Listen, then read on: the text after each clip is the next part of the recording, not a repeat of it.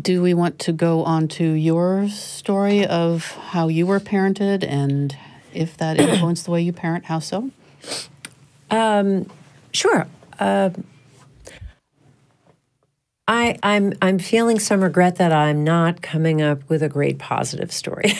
Well, I'm going to have the same sort of deal. But I do think this is important to talk about because in our shows we have pointed to authoritarian parenting and discussed how damaging it can be for children. Sometimes it gets lost that permissive or passive parenting is also unhealthy. And even though there was some, my parents, I thought, approached a lot of things in a great way. They taught me a lot about civil rights just because they were such huge believers in civil rights. So, that was just kind of osmosis and hearing these great discussions at the dinner table. But they were quite, is it permissive or passive, Dale? I'm forgetting. They were somewhat indifferent, or? It's the other end of the scale from authoritarian parenting. Oh. I'll go with permissive for now. Yeah. They were very, I'm going to go with passive. I'm sorry. I'm just blanking on this and it's kind of annoying me. Maybe someone else can look it up while I'm trying to think of it out. Think of... Indifferent is the one. Usually the fourth one is indifferent. Okay. Apparently. If it's just sort of absent. That's parenting. passive. Passive is absent. Okay. All right. So, both of those words describe, I think, a lot of how my parents raised me and my siblings. And they spoke about this very often, when I would ever ask, well, why was it that, say, my brothers were bar mitzvahed and my sister and I weren't bas mitzvahed, and oftentimes the answer would be, we just didn't think much about it. Mm-hmm. We just didn't put much thought into it. Everyone just sort of did it a certain way. And that was their answer a lot in retrospect. But where that was really difficult for me was that there was basically no curiosity on their part about who I was or what I thought or how I felt about things. And so it really was very stifling to not have any kind of influence of any kind is actually, and it's so hard to detect that, if you're victimized by it. But, if you can imagine sort of just a child just being in this, environment where there's kind of a lot of nothing, without questions about anything. How was your date? Or, of course, how was school maybe, but there were no discussions to help inspire new ideas or great things to think about or learning or that kind of thing. I'm not kidding you. Dinner table conversations were me sitting in my seat, my sister sitting in her seat, and my dad telling my mom everything that happened to him that day. Yes. And some of it was very interesting, but I just rarely remember anyone like turning to me and saying like, "What do you think?" And so that is really the opposite end of things from authoritarian parenting, and it did cause a lot of problems for me later. So as a parent and having a child of my own, I found that I was just bowled over by her thoughts and how she expressed herself. Yep. It wasn't that I was like, "What do you think?" I was never asked what I thought, so what do you think? Tell me. It was just you don't have to do that with kids, unless they're real introverted or something like that.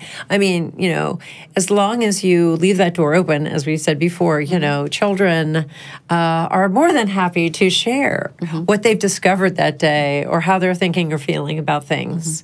And so I just remember being so happy to hear this coming out of her, and knowing that, you know, I can just sit there and let her do her thing, and I can ask, you know, follow-up questions to what she's talking about.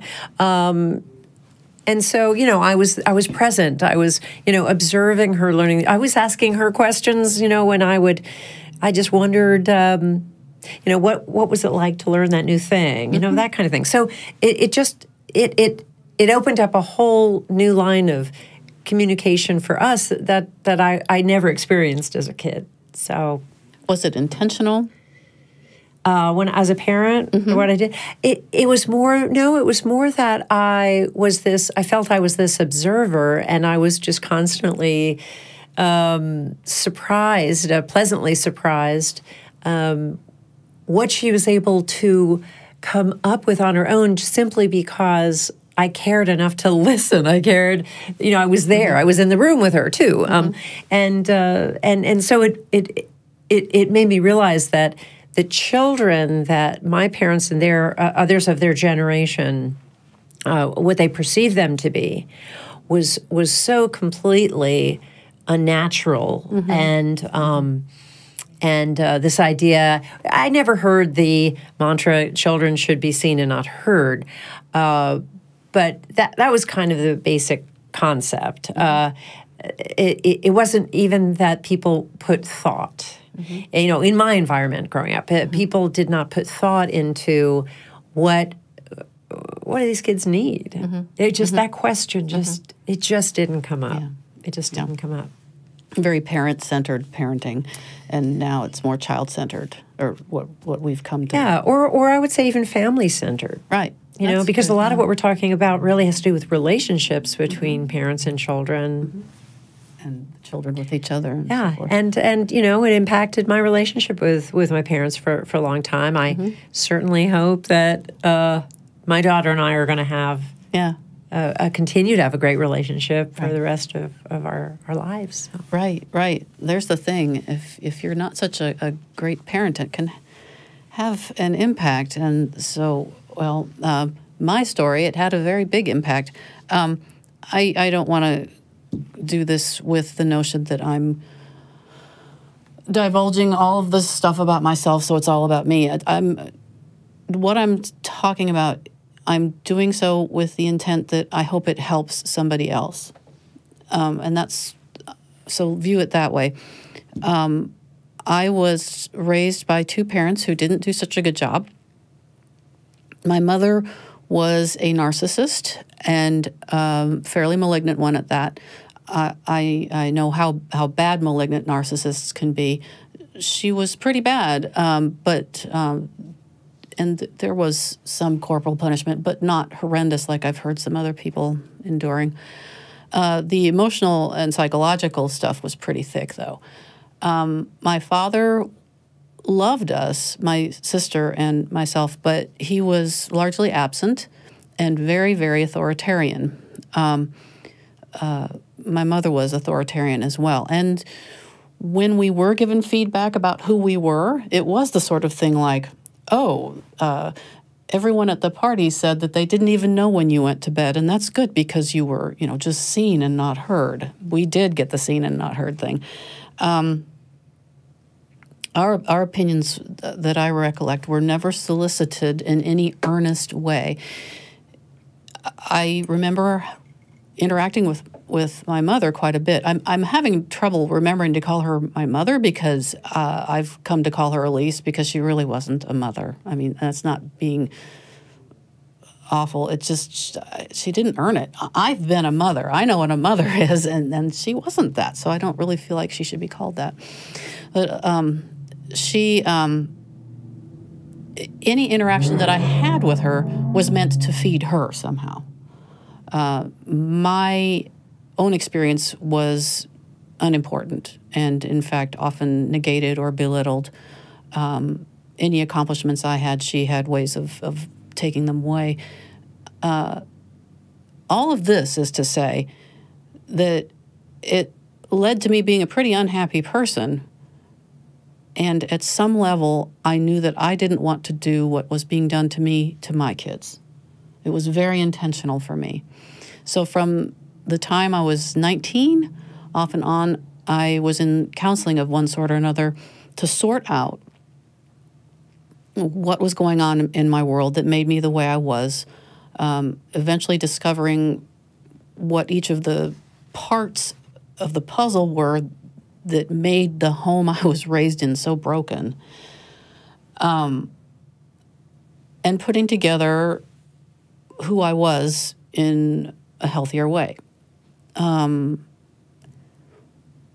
Basically, when I decided to be a parent, I researched it. I was a scientist, and researching was a thing for me. And I had friends who were experts, and I asked them constantly, and I researched constantly what were best practices. That does not mean that I did not fall back on the way my parents parented me on occasion. I have gone authoritarian. I have lost my temper and yelled.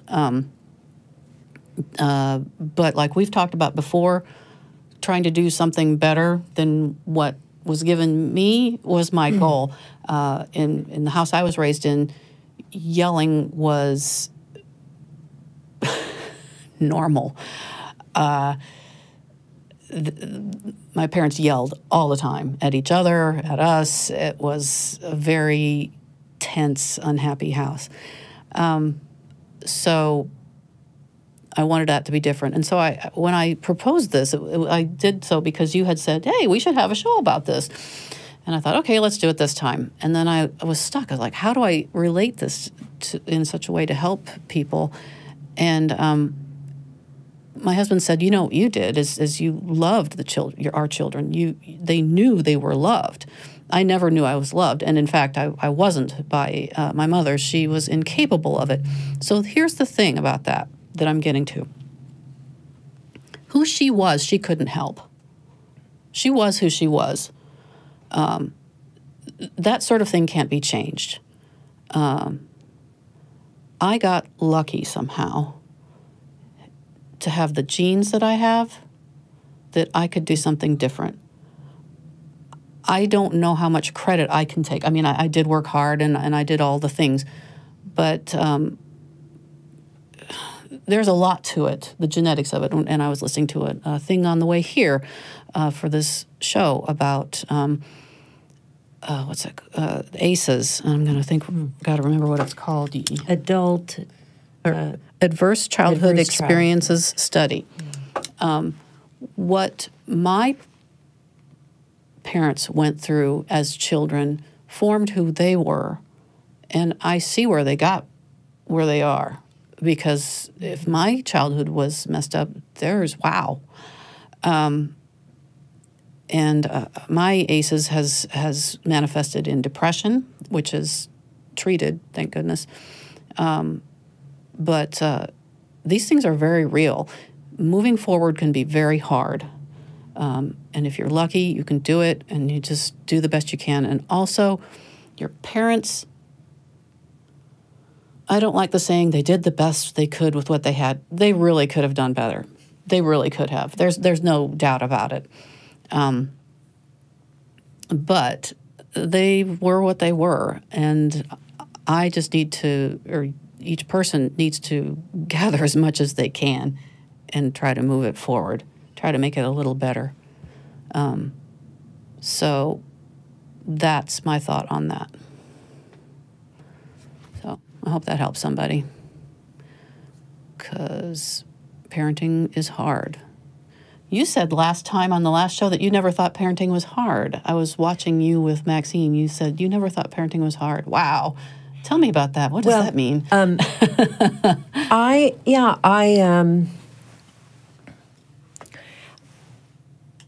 I was responding to complaints that I've heard from parents that kind of want to bring the focus to themselves and just complain about, parenting's so difficult and my kid this and that.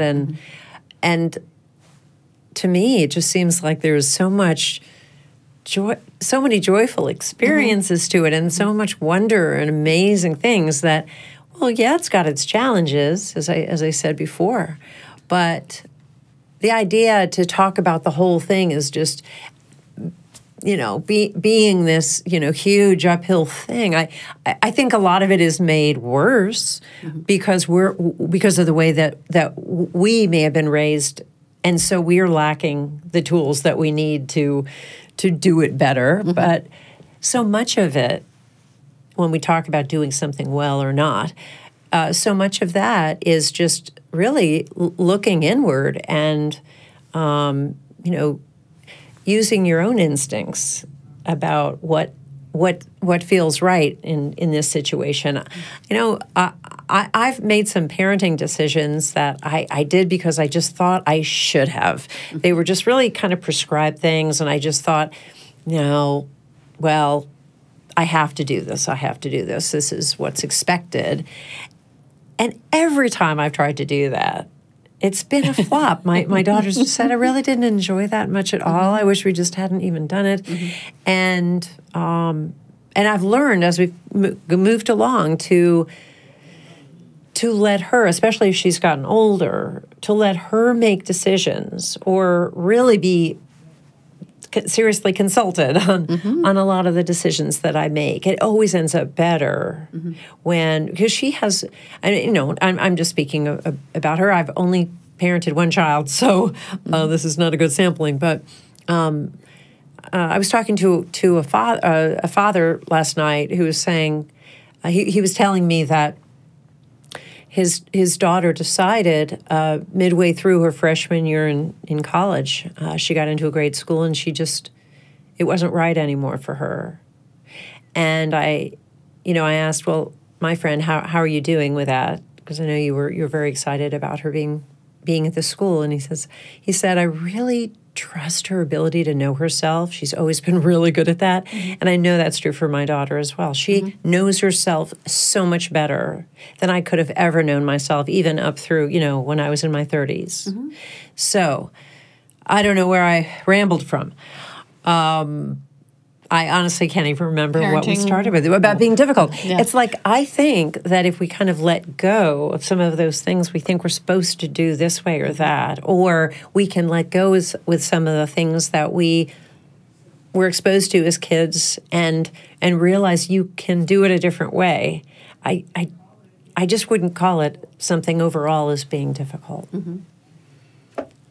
Dale, any thoughts? Not a thing. I'm just enjoying the conversation. Okay. Yeah, I would say that I have found parenting to be difficult at times, but mostly it's more the physical parts of it, the exhaustion, and for me not knowing what to do because essentially everything that you were supposed to do as a healthy, nurturing parent was the opposite of what I experienced. So it was challenging for me. That is not to say that it has been 99% joy. I have loved being a parent. They say being a grandparent's even better. Woo, that's going to be awesome then. I can't wait for that. But not to say I don't want any early pregnancies or anything like that. But just the same, I do find it joyful, but yeah, there have definitely been challenges. And, just talking to people from all over the world, really, it has its challenges. And I do want to make the point, too, that there are all kinds of factors that come into play that pose serious challenges. Yeah, I'm very lucky. It may be that a couple has kids way too early. It could be that they're in a destitute situation financially. There are serious behavioral learning. Disabilities that kids have that are just I feel since I had Maxine when I was 41 years old, I remember being concerned about, Down syndrome and other things. I think that was very helpful that probably I had good genetics, but there are parents that, deal with, say, ongoing illnesses. Maxine did have quite a number of illnesses early on, but she kind of grew out of almost all of them. But, you know, when I think about parents that are dealing with some really serious physical, psychological, emotional issues, that is definitely tough. So I don't want to sound like I'm negating, you know, some of those really huge challenges. But still, again, it's like a mom of one kid, so right. hope you'll just take that. Right. I'm not trying to make statements about no, everybody. Yeah. Full disclosure, super privileged. I'm very, very clear on that.